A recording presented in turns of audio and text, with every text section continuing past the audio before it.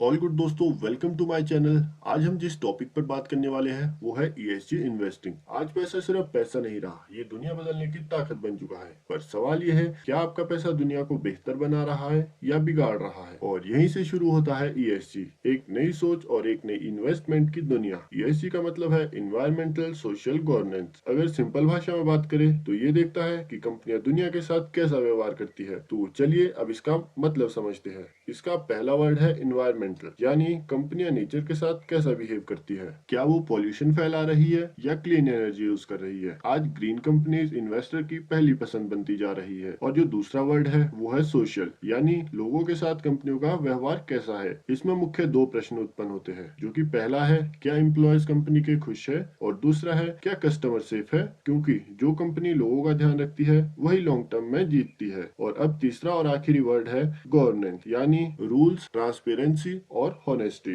क्या कंपनी में करप्शन है या नहीं, कंपनी के डिसीजन सही है या उनमें कोई झोलझाल है। क्योंकि स्ट्रॉन्ग गवर्नेंस मतलब ट्रस्ट, और ट्रस्ट मतलब स्ट्रॉन्ग इन्वेस्टमेंट। इन्वेस्टर्स अब सिर्फ प्रॉफिट नहीं, इम्पैक्ट भी देख रहे हैं। आने वाला फ्यूचर सिर्फ उन्हीं कंपनियों का है जो जिम्मेदारियों को समझती है। ईएसजी एक ट्रेंड नहीं कि जो आया और गया, बल्कि ईएसजी तो फ्यूचर का रूल है। तो ये थी अभी तक ईएसजी की डेफिनेशन। और अब बात करते हैं ईएसजी इन्वेस्टिंग के टॉप 5 लेटेस्ट और इम्पोर्टेंट पॉइंट की। तो जो सबसे पहला पॉइंट है वो है सस्टेनेबल, यानी आज की दुनिया एक खामोश संकट के बीच खड़ी नजर आ रही है। ये संकट पैसा नहीं बल्कि हमारे अस्तित्व का सवाल बन चुका है। हमने तरक्की के नाम पर पूरी प्रकृति का संतुलन पूरी तरह से बिगाड़ दिया है। हमारे शहर तो चमक रहे हैं, लेकिन आसमान और हवा धीरे धीरे काले पड़ गए हैं। नदियाँ, पेड़, पहाड़ जो हमें जीवन देते थे, अब वो खुद के जीवन के लिए तरस रहे हैं। अब समय आ गया है कि हम अपनी सोच को पूरी तरह से बदले, क्योंकि सस्टेनेबल अब कोई विकल्प नहीं बल्कि हमारी सबसे बड़ी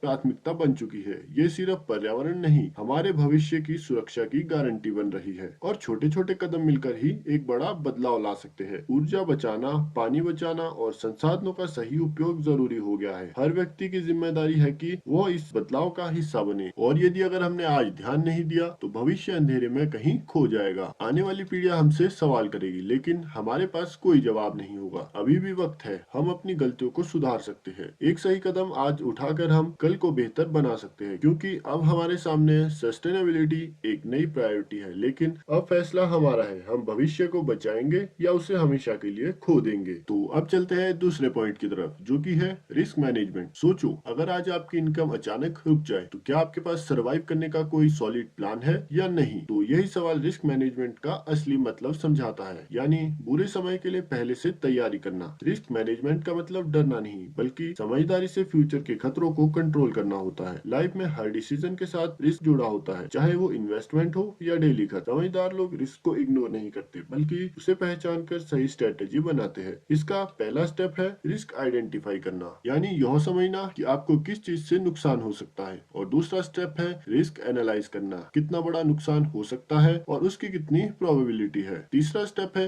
रिस्क कंट्रोल करना, यानी नुकसान को कम करने के तरीके ढूंढना। उदाहरण के लिए इंश्योरेंस लेना, इमरजेंसी फंड बनाना, ये सब रिस्क कंट्रोल के प्रैक्टिकल तरीके हैं। और चौथा स्टेप है रिस्क मॉनिटर करना, क्योंकि समय के साथ साथ हर सिचुएशन बदलती रहती है। अगर आप रिस्क को कंट्रोल नहीं करोगे तो आपकी प्लानिंग धीरे धीरे कमजोर हो जाएगी। रिस्क मैनेजमेंट सिर्फ पैसे तक सीमित नहीं, यह आपकी हेल्थ और करियर पर भी लागू होता है। अगर आप हेल्थ रिस्क को अवॉइड करना चाहते हैं तो उसके लिए सही लाइफस्टाइल जरूरी है, नहीं तो फ्यूचर में बड़ी समस्या बन सकती है। करियर में रिस्क मैनेजमेंट का मतलब स्किल अपग्रेड करते रहना है, ताकि जॉब लॉस होने का खतरा कम हो जाए। जो लोग रिस्क को समझते हैं वही लॉन्ग टर्म में फाइनेंशियली और मेंटली स्टेबल रहते हैं। रिस्क मैनेजमेंट आपको पैनिक से बचाता है और थॉट सिचुएशंस में क्लियर डिसीजन लेने में मदद करता है। बिना रिस्क मैनेजमेंट के आपकी लाइफ एक गैम्बल बन जाती है, जहां आउटकम आपके कंट्रोल में नहीं होता। लेकिन सही प्लानिंग के साथ आप अनसर्टेनिटी को अपॉर्चुनिटी में बदल सकते हैं। रिस्क मैनेजमेंट का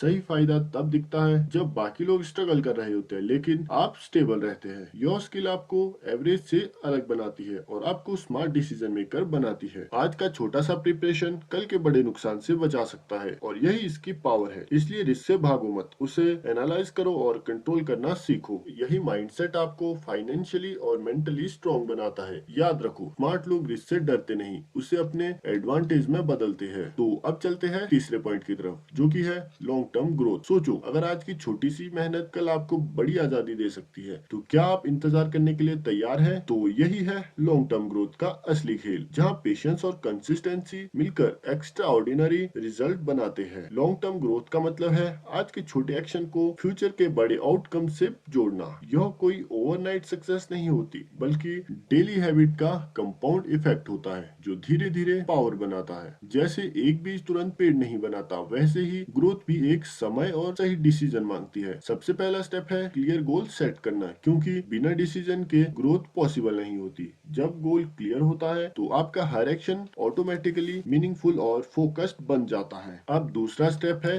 कंसिस्टेंसी, क्योंकि ओकेजनली इफेक्ट कभी भी लॉन्ग टर्म सक्सेस नहीं देता। छोटे छोटे इंप्रूवमेंट्स समय के साथ मैसिव ट्रांसफॉर्मेशन क्रिएट करते हैं, जिससे कंपाउंड ग्रोथ कहते हैं। तीसरा स्टेप है पेशेंस। रियल टाइम ग्रोथ हमेशा स्लो और स्टेबली प्रोसेस होता है, इसलिए बहुत से लोग बीच में ही हार मान लेते हैं, क्योंकि उन्हें तुरंत कोई रिजल्ट नहीं दिखाई देते। लेकिन जो लोग टिके रहते हैं वो एंड में सबसे आगे निकल जाते हैं। लॉन्ग टर्म ग्रोथ में फेलियर भी इम्पोर्टेंट होता है, क्योंकि वही आपको इम्प्रूव करना सिखाते हैं। हर मिस्टेक एक लेसन बनती है, जो आपको अगले लेवल के लिए तैयार करती है। तो चौथा स्टेप है लर्निंग माइंडसेट रखना। ग्रोथ बिना सीखने के पॉसिबल नहीं। स्किल अपग्रेड करना आपको कंपटीशन से अलग रखता है और आपकी वैल्यू बढ़ाता है। लॉन्ग टर्म ग्रोथ का मतलब कंफर्ट जोन से बाहर निकलना और चैलेंजेस को एक्सेप्ट करना होता है। जितना बड़ा आप चैलेंज लोगे, उतनी ही ज्यादा आपकी ग्रोथ होगी। ये इसका सिंपल रूल है। समय के साथ साथ आपकी मेहनत रिजल्ट में कन्वर्ट होती है और कॉन्फिडेंस बढ़ने लगता है। धीरे धीरे आपकी आइडेंटिटी बदलती है और आप एक डिसिप्लिन्ड पर्सन बन जाते हो। लॉन्ग टर्म ग्रोथ आपको सिर्फ सक्सेस नहीं, बल्कि मेंटली भी स्ट्रॉन्ग बनाती है। यह आपको शॉर्ट टर्म डिसीजन से दूर रखता है और बड़े विजन पर फोकस करवाता है। और अंत में वही जीतता है जो समय के साथ साथ खुद को लगातार बेहतर बनाता रहता है। याद रखो, लॉन्ग टर्म ग्रोथ स्लो जरूर है, लेकिन इसका रिजल्ट हमेशा आपको पावरफुल और परमानेंट बनाता है। तो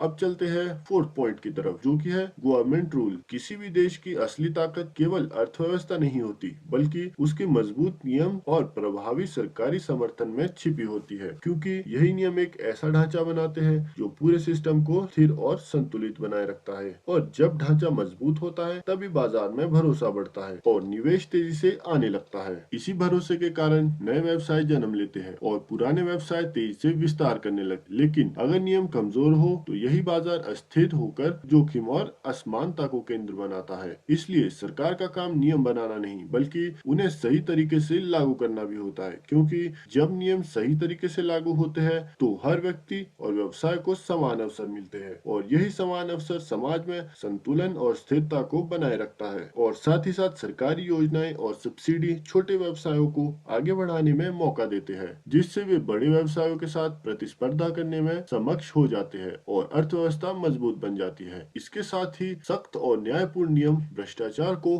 कम करने में भी महत्वपूर्ण भूमिका निभाते हैं और जब भ्रष्टाचार कम होता है, तब जनता का विश्वास सरकार और सिस्टम दोनों पर मजबूत होता है। यही विश्वास देश को दीर्घकालीन विकास की दिशा में आगे बढ़ाने की असली ताकत देता है। इसके लिए जरूरी है कि नीतियाँ दूरदर्शिता और सही योजना के साथ बनाई जाए, क्योंकि गलत नीतियाँ विकास को रोक सकती है, जबकि सही नीतियाँ उसे कई गुना बढ़ा सकती है। सरकार और नागरिकों के बीच सहयोग ही इस पूरे सिस्टम को सफल बनाता है। जब नागरिक नियमों का पालन करते हैं, तब पूरा सिस्टम और अधिक प्रभावी और स्थिर बन जाता है और यही स्थिरता देश को आर्थिक और सामाजिक रूप से मजबूत बनाती है। गवर्नमेंट, वोट और रूल्स का सही संतुलन ही सस्टेनेबल ग्रोथ की असली कुंजी होता है। यही संतुलन हर चुनौती के बीच भी देश को मजबूती से आगे बढ़ाने में मदद करता है। जब नियम मजबूत होते हैं और समर्थन सही होता है, तब विकास रुकता नहीं, बल्कि तेजी से बढ़ता है। यही कारण है कि हर सफल देश के पीछे गवर्नेंस सिस्टम छिपा होता है। इसलिए हमें समझना होगा कि रूल्स और सपोर्ट केवल सीमाएं नहीं, बल्कि अवसरों के रक्षक होते हैं। और यही सच्चाई बताती है कि मजबूत और सरकारी समर्थन ही असली प्रोग्रेस की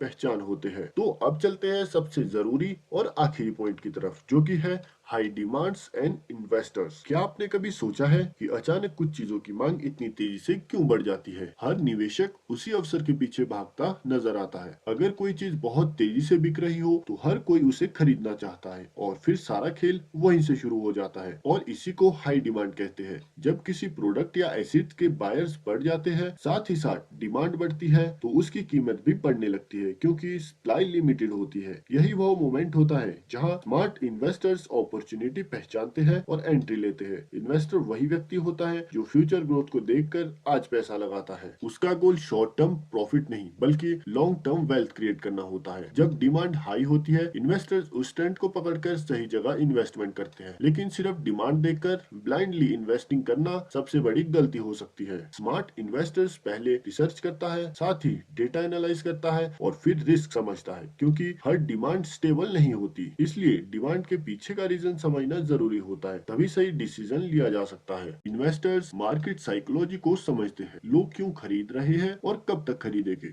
जब डिमांड पीक पर होती है, उस समय एक्सपीरियंस्ड इन्वेस्टर्स प्रॉफिट लेकर एग्जिट भी कर लेते हैं, और सिर्फ ये टाइमिंग ही उन्हें एवरेज लोगों से अलग बनाती है और कंसिस्टेंटली प्रॉफिटेबल बनाए रखती है। नए इन्वेस्टर्स अक्सर लेट एंट्री करते हैं जब डिमांड ऑलरेडी बढ़ चुकी होती है, और फिर जब मार्केट गिरता है तो उन्हें सबसे ज्यादा नुकसान उठाना पड़ता है। इसलिए इन्वेस्टिंग में पेशेंस और सही टाइमिंग दोनों इक्वली इंपॉर्टेंट होते हैं। हाई डिमांड अपॉर्चुनिटी है, लेकिन सही स्ट्रेटेजी के बिना यह रिस्क भी बन सकती है। स्मार्ट इन्वेस्टर्स हमेशा लॉन्ग टर्म सोचते हैं और इमोशनल डिसीजन से दूर रहते हैं। वे मार्केट को फॉलो नहीं करते बल्कि समझकर अपने रूल्स के अनुसार मूव करते हैं। यही डिसीजंस उन्हें कंसिस्टेंट ग्रोथ और फाइनेंशियली फ्रीडम की तरफ ले जाता है। इन्वेस्टिंग का असली गेम ट्रेंड पकड़ना नहीं बल्कि सही समय पर सही डिसीजन लेना है। अगर आप डिमांड और इन्वेस्टर्स माइंडसेट समझ जाते हैं तो मार्केट आपके लिए अपॉर्चुनिटी बन जाता है। याद रखो, स्मार्ट इन्वेस्टर्स भीड़ को फॉलो नहीं करते बल्कि सही समय पर उनसे आगे निकल जाते हैं। अगर आप भी भीड़ से आगे निकलना चाहते हो तो मेरे इस चैनल को सब्सक्राइब करो, बेल आइकन को ऑल पर क्लिक करो। मिलते हैं नेक्स्ट वीडियो में, तब तक के लिए जय हिंद, जय भारत।